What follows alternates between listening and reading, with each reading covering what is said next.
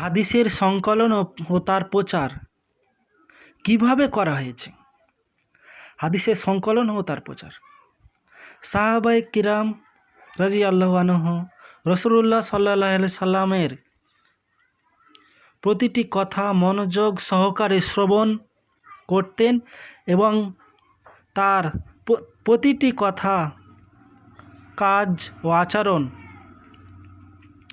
সূক্ষ্ম দৃষ্টিতে লক্ষ্য করতেন। নবী করিম সাল্লাল্লাহু আলাইহি সাল্লাম সাহাবায়ে কেরামকে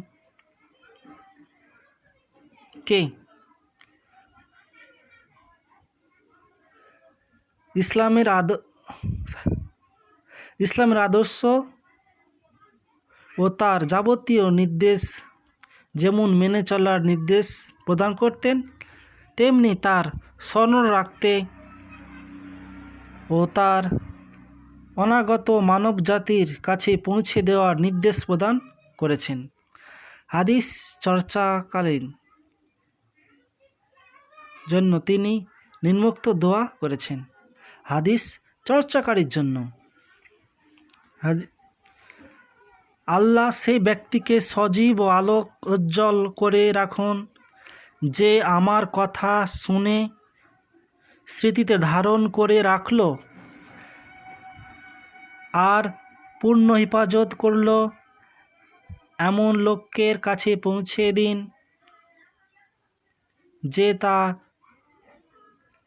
এমন লোকের কাছে পৌঁছে দিল যে তা শুনতে পায়নি। তিরমিজি 2য় খণ্ড 90 পৃষ্ঠা। রাসূলুল্লাহ সাল্লাল্লাহু আলাইহি সাল্লাম আব্দুল কায়েস সম্প্রদায়ের প্রতিনিধি দলকে প্রয়োজনীয় উপদেশ প্রদান করে বললেন, এ কথাগুলো তোমরা পুরোপুরি স্মরণ রাখবে এবং তোমাদের পেছনে যারা রয়েছে তাদের নিকট পৌঁছে দেবে। বুখারী। তিনি সাহাবায়ে কেরামকে উদ্দেশ্য করে বলেছেন, আজ তোমরা আমার নিকট দ্বীনের কথা শুনছ, তোমাদের নিকট থেকেও তা হবে, অর্থাৎ শোনাবে। মুস্তাদরাক হাকিম। মুস্তাদরাক হাকিম 1 খণ্ড 95 পৃষ্ঠা। তিনি আরও বলেন, আমার অবর্তমানে লোকেরা তোমাদের নিকট হাদিস শুনতে চাইবে। এ উদ্দেশ্যে তারা তোমাদের নিকট যদি আসে তবে তোমরা তাদের প্রতি সদয় হও এবং তাদের নিকট হাদিস বর্ণনা করো। মুসনাদে আহমদ।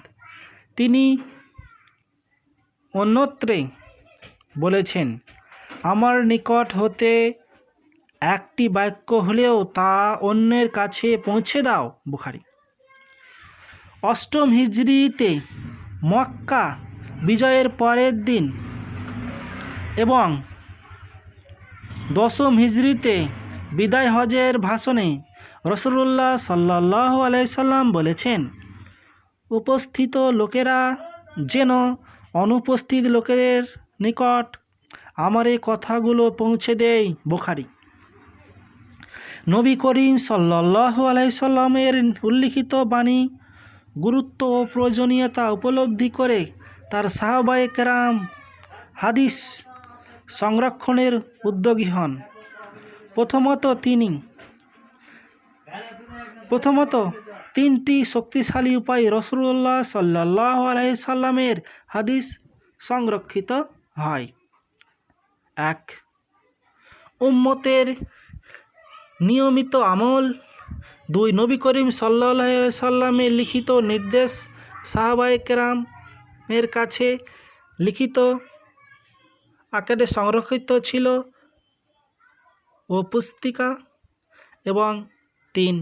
হাদিস মুখস্থ করে স্মৃতির ভাণ্ডারে সংরক্ষিত রাখা অতঃপর বর্ণনা ও শিক্ষাদানের মাধ্যমে লোকদের পরস্পরে তা প্রচার করা। তদানীন্তন আরবদের স্মরণশক্তি ছিল অসাধারণভাবে প্রখর। কোনো কিছু স্মৃতিপটে ধরে রাখার জন্য একবার শ্রবণই তাদের জন্য যথেষ্ট ছিল। এই প্রখর স্মরণশক্তির সাহায্যে আরববাসী হাজার বছর ধরে তাদের জাতীয় ঐতিহ্যকে সংরক্ষণ করে আসছিল। হাদিস সংরক্ষণের ক্ষেত্রে প্রাথমিক উপায় হিসাবে এই মাধ্যমটি ছিল খুবই গুরুত্বপূর্ণ। রাসূলুল্লাহ সাল্লাল্লাহু আলাইহি সাল্লাম যখনই কোনো কথা বলেছেন, উপস্থিত সাহাবায়ে কেরাম পূর্ণ আগ্রহ ও আন্তরিকতার সাথে তা শ্রবণ করেছেন, অতঃপর মুখস্থ করে নিয়েছেন। তখনকার মুসলিম সমাজে প্রায় 1 লক্ষ লোক নবী করিম সাল্লাল্লাহু আলাইহি সাল্লামের বাণী ও কাজের বিবরণ সংরক্ষণ করেছেন, স্মৃতিপটে ধারণ করে রেখেছেন। আব্দুল্লাহ ইবনুল আব্বাস রাদিয়াল্লাহু আনহু বলেন, আমরা নবী করিম সাল্লাল্লাহু আলাইহি সাল্লামের হাদিস মুখস্থ করতাম। সহিহ মুসলিম পৃষ্ঠা 10। ভূমিকা।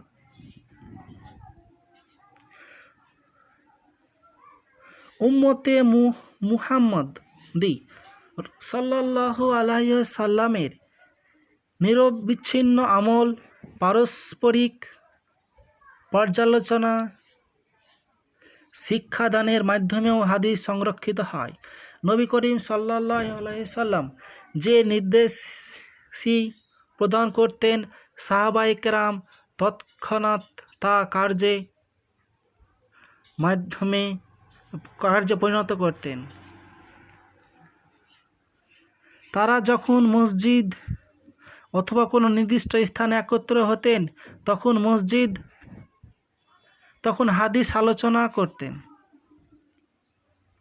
হযরত আনাস ইবনে মালিক রাদিয়াল্লাহু আনহু বলেন, আমরা রাসূলুল্লাহ সাল্লাল্লাহু আলাইহি সাল্লামের নিকট হাদিস শ্রবণ করতাম।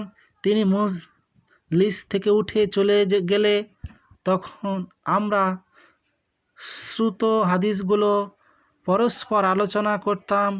আমাদের সবাই পরস্পর হাদিসগুলো মুখস্থ শুনিয়ে দিতেন। এই ধরনের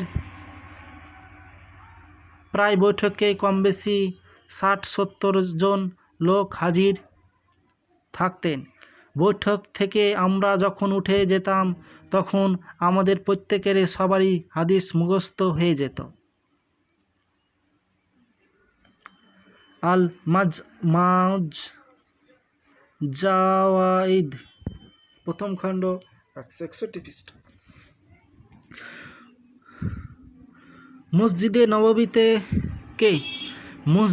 নববীকে কেন্দ্র করে স্বয়ং রাসূলুল্লাহ সাল্লাল্লাহু আলাইহি সাল্লামের জীবনদশায় যে শিক্ষায়তন গড়ে উঠেছিল, সেখানে একদল বিশিষ্ট সাহাবী আসহাবে সুবরা নামে পরিচিত সার্বক্ষণিকভাবে কোরআন আর হাদিস শিক্ষায় রত থাকতেন।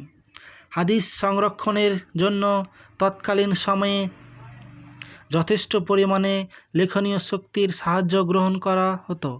প্রাথমিক পর্যায়ে কোরআন করিম ছাড়া অন্য কিছু সাধারণ লেখা রাখা হতো না। পরবর্তীকালে হাদিসের বিরাট সম্পদ লিপিবদ্ধ হয়ে থাকে।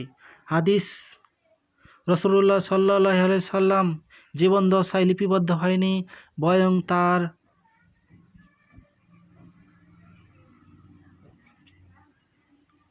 তার ওরফতে শতাব্দীর পর লিপিবদ্ধ হয়েছে বলে যে ভুল ধারণা প্রচার হচ্ছে তা আদৌ ঠিক নয়। একথা ঠিক যে কোরআনের সাথে হাদিস সংমিশ্রণের জটিল উপস্থিতির উদ্ভব হতে পারে কেবল এই আশঙ্কায়। ইসলামী দাওয়াতের প্রাথমিক পর্যায়ে নবী করিম সাল্লাল্লাহু আলাইহি ওয়াসাল্লাম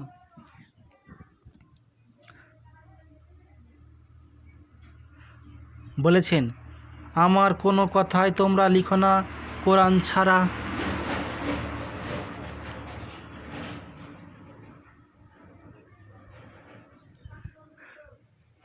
আমার কোনো কথাই লিখো না কোরআন ছাড়া। আমার নিকট থেকে কেউ কোনো কিছু লিখে রাখলে তা মুছে ফেলো। মুসলিম। তবে যেখানে এরূপ বিভ্রান্তি আশঙ্কা ছিল না, রাসূলুল্লাহ সাল্লাল্লাহু আলাইহি সাল্লাম সে সময় ক্ষেত্রে হাদিস লিপিবদ্ধ করে রাখতে বিশেষভাবে উৎসাহিত করেছেন। আবদুল্লাহ ইবনে আমর রাদিয়াল্লাহু নবী করিম সাল্লাল্লাহু আলাইহি সাল্লামের নিকট হাজির হয়ে বললেন, ইয়া রাসূলুল্লাহ, আমি হাদিস বর্ণনা করতে চাই। তাই আপনি যদি অনুমতি প্রদান করেন তবে আমি স্মরণশক্তির ব্যবহারের সাথে সাথে লিখনীয় সাহায্য গ্রহণ করতে চাই। তিনি বললেন, আমার হাদিস কণ্ঠস্থ করার সাথে সাথে লিখেও রাখতে পারো। দারিমি। আবদুল্লাহ ইবনে আমর রাদিয়াল্লাহু আনহু আরও বলেন, আমি নবী করিম সাল্লাল্লাহু আলাইহি সাল্লাম মেয়ের নিকট যা কিছু শ্রবণ করতাম তা মনে রাখার জন্য লিখে নিতাম। কচিপাই সাহাবী আমাকে তা অবস্থান কথা বলেন। কথা বলার পর কচিপাই সাহাবী তা লিখে রাখতে নিষেধ করে বলেন, নবী করিম সাল্লাল্লাহু আলাইহি সাল্লাম একজন মানুষ, কখনো স্বাভাবিক কথা আবার কখনো স্বাভাবিক থেকে কখনো রাগান্বিত অবস্থায় অবস্থান কথা বলেন। কথা বলার পর আমি হাদিস লেখা থেকে বিরত থাকলাম। অতঃপর তা নবী করিম সাল্লাল্লাহু আলাইহি সাল্লামকে জানালাম। তিনি স্বয়ং হাতের আঙ্গুলের সাহায্যে তার মুখের দিকে ইঙ্গিত করে বললেন, তুমি লিখে রাখো, সেই সত্তার কসম যার হাতে আমার প্রাণ, এই মুখ দিয়ে সত্য ছাড়া আর কিছু কখনো বের হয় না। আবু দাউদ, সুনাদ আহমদ, দারিমি, হাকিম, বাইহাকি। তার সংকলনের নাম ছিল সহিফায়ে সাদিকা। এই সম্পর্কে তিনি বলেন, সহিফ সাদিকা হাদিসের একটি সংকলন যা আমি রাসূলুল্লাহ সাল্লাল্লাহু আলাইহি সাল্লামের কাছে শুনেছি। উম্মুল হাদিস, পৃষ্ঠা 45। এই সংকলনে 1000 হাদিস লিপিবদ্ধ ছিল। আবু হুরায়রা রাদিয়াল্লাহু আনহু থেকে বর্ণিত, তিনি বলেন, এক আনাস সাহাবী নবী করিম সাল্লাল্লাহু আলাইহি ওয়াসাল্লামের কাছে আজর করলেন, হে আল্লাহর রাসূল, আপনি যা কিছু বলেন তা আমার কাছে খুবই ভালো লাগে,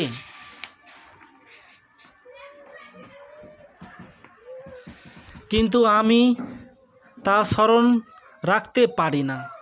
রাসূলুল্লাহ সাল্লাল্লাহু আলাইহি সাল্লাম বলেন, তুমি ডান হাতের সাহায্য গ্রহণ করো। অতঃপর তিনি হাতের ইশারায় তাকে লিখে রাখার প্রতি ইঙ্গিত করলেন। তিরমিজি। হযরত আবু হুরায়রা রাদিয়াল্লাহু আনহু বলেন, তিনি বলেন, মক্কা বিজয়ের দিন থেকে বর্ণিত, তিনি রাসূলুল্লাহ সাল্লাল্লাহু আলাইহি সাল্লাম ভাষণ দিলেন। আবু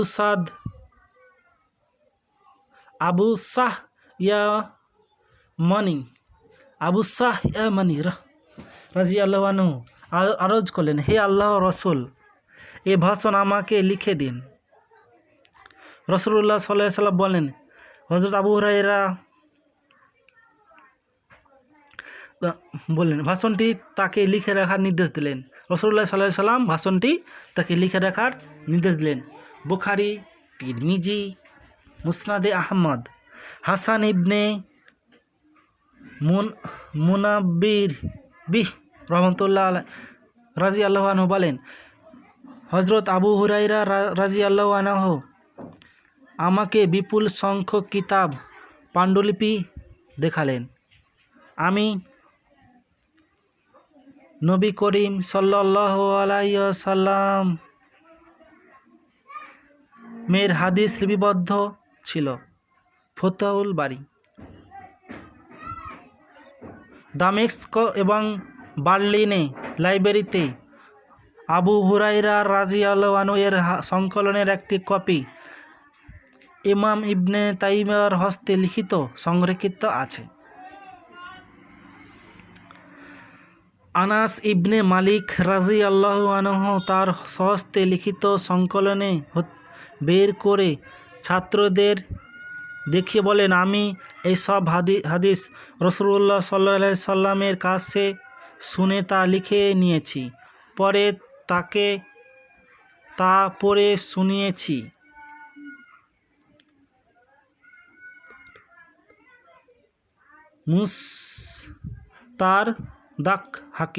মুস্তারদাক হাকিম। তৃতীয় খণ্ড, পৃষ্ঠা 573। রাফি ইবনে খাদিজ রাদিয়াল্লাহু আনহু কে স্বয়ং রাসূলুল্লাহ সাল্লাল্লাহু আলাইহি সাল্লাম হাদিস লিখে রাখার অনুমতি প্রদান করেন। তিনি প্রচুর হাদিস লিখে রাখেন। মুসনাদে আহমদ। আলী ইবনে আবু তালিব রাদিয়াল্লাহু আনহু হাদিস লিখে রাখতেন। চামড়া থলের মধ্যে রক্ষিত সংকলনটি তার সাথেই থাকত।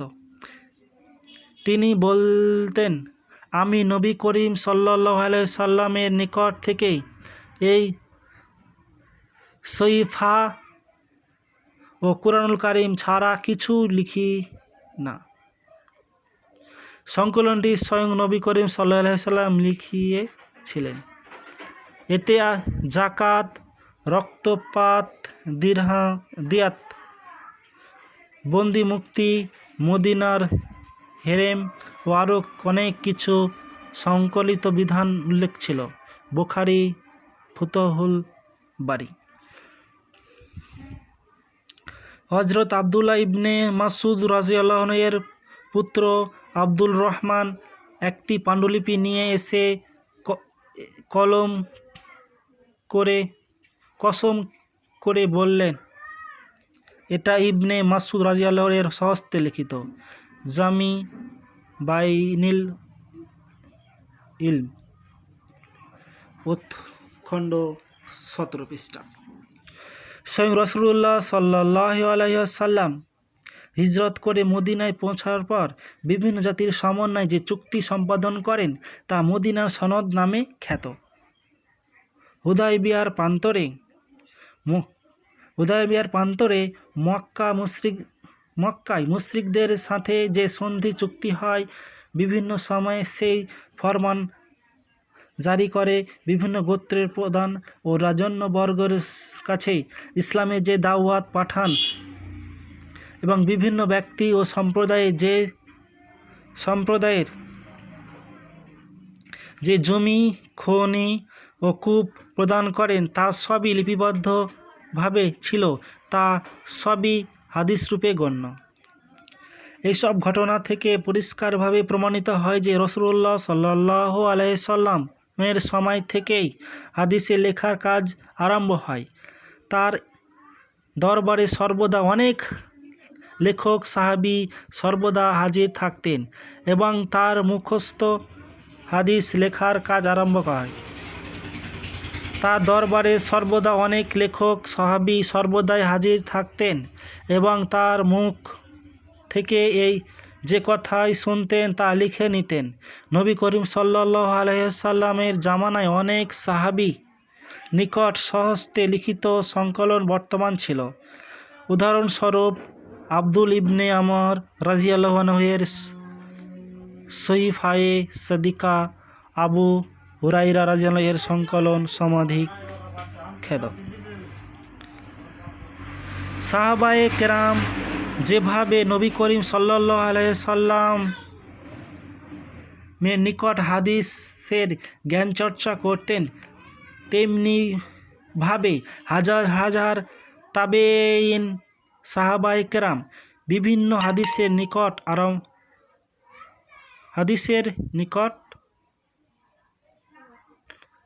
নিকট লাভ করেন। একমাত্র আবু হুরাইরা রাদিয়াল্লাহুর নিকট 800 তাবেঈন হাদিস শিক্ষা করেন। যায়েদ ইবনুল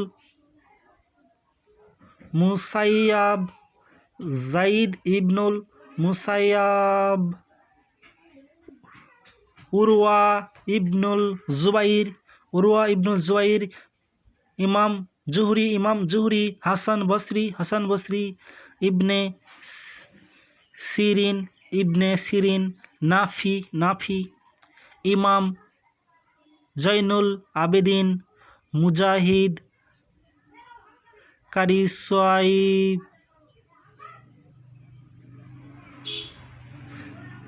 কাজী সোয়াই, মাসরুক, মাকহুর,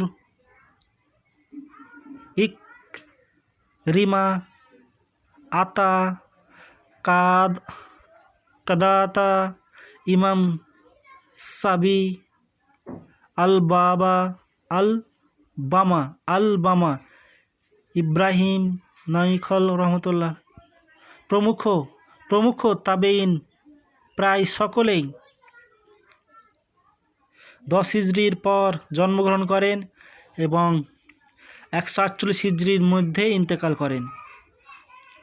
অন্যদিকে সাহাবায়ে কেরাম 110 বছরের মধ্যে ইন্তেকাল করেন। এই দিক দিয়ে বিচার করলে দেখা যায় তাবেঈনরা সাহাবায়ে কেরামের দীর্ঘ সাহচর্য লাভ করেন। একমাত্র তাবেঈন বহু সংখ্যক সাহাবীর সাথে সাক্ষাৎ করে রাসূলুল্লাহ সাল্লাল্লাহু আলাইহি সাল্লামের জীবনের ঘটনাবলী, তার বাণী, কাজ ও সিদ্ধান্তসমূহ সংগ্রহ করেন এবং তাদের পরবর্তীদের অর্থাৎ তাবেঈনের কাছে নিকট পৌঁছে দেয়। হিজরি দ্বিতীয় শতাব্দীর শুরু থেকে কনিষ্ঠ তাবেঈনের এক বিরাট দল সাহাবা ও প্রবীণ তাবেঈনের নিকট ও লিখিত হাদিসসমূহ ব্যাপকভাবে একত্র করতে থাকেন। তারা গোটা মুসলিম জাহানে ছড়িয়ে পড়ে সমগ্র বিশ্বের মধ্যে হাদিসের জ্ঞান পরিব্যাপ্ত করে দেয়। এই সময়ে ইসলামের বিশ্বের খলিফা উমর ইবনে আবদুল আজিজ রহমতুল্লাহ দেশের বিভিন্ন এলাকায় প্রশাসনিক নিকট হাদিস সংগ্রহ করে জন্য রাজকীয় নির্দেশ পাঠান। ফলে সরকারি উদ্যোগে সংগৃহীত হাদিসের বিভিন্ন সংকলন রাজধানীর দামেস্কে পৌঁছে থাকে। খলিফা সেগুলো একদিকে পাণ্ডুলিপি তৈরি করে দেশের সর্বত্র পৌঁছে দেয়। একালের ইমাম আবু হানিফা রহমতুল্লাহ এর নেতৃত্বে কুফায় ইমাম মালিক রহমতুল্লাহ এর মুয়াত্তা গ্রন্থ এবং ইমাম আবু হানিফা রহমতুল্লাহের 2 সহচর ইমাম মুহাম্মদ ও আবু সুফিয়ান ইমাম হানিফা রহমতুল্লাহ এর রিওয়ায়াতগুলো একত্র করে কিতাবুল আসর সংকলন করেন। এই যুগে আরও একটি উল্লেখ্য হাদিস সংকলন হচ্ছে জামি সুফিয়ান সৌরি,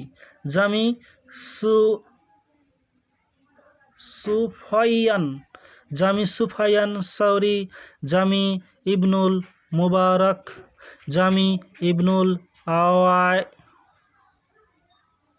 আওয়াই, জামি ইবনুল জুয়াইজ ইত্যাদি।